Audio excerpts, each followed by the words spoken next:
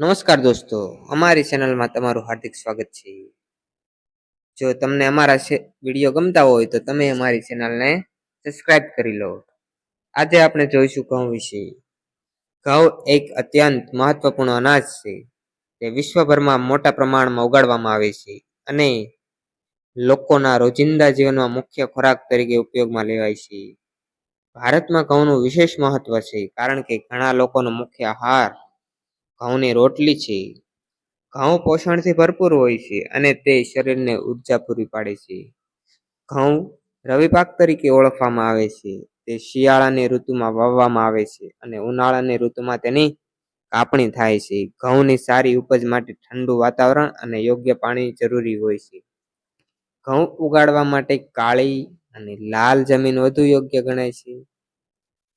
ખેડૂત મહેનત કરીને જમીન તૈયાર કરે છે, બીજ વાવે છે, પાણી આપે છે અને ખાતર નાખે છે. પાક તૈયાર થાય ત્યારે તે કાપણી કરીને બજારમાં વેચે છે. ઘઉંના અનેક પ્રકારો હોય છે. કેટલાક ઘઉં કઠણ હોય છે અને કેટલાક નરમ હોય છે.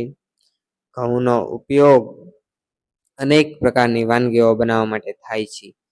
તેમાંથી લોટ બનાવવામાં આવે છે, જેમાંથી રોટલી, બ્રેડ, બિસ્કિટ, પાસ્તા અને સેવૈયા જેવી વસ્તુ બનાવવામાં આવે છે.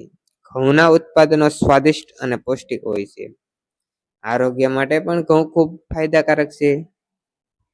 તેમાં કાર્બોહાઈડ્રેટ, પ્રોટીન અને ફાઈબર હોય છે, જે શરીરને તાકાત આપે છે અને પાચન સુધારે છે. ઘઉં ખાવાથી શરીરને ઉર્જા મળે છે અને રોગ પ્રતિકારક શક્તિ વધે છે. બાળકો અને વૃદ્ધો માટે પણ ઘઉં ખૂબ લાભદાયી છે.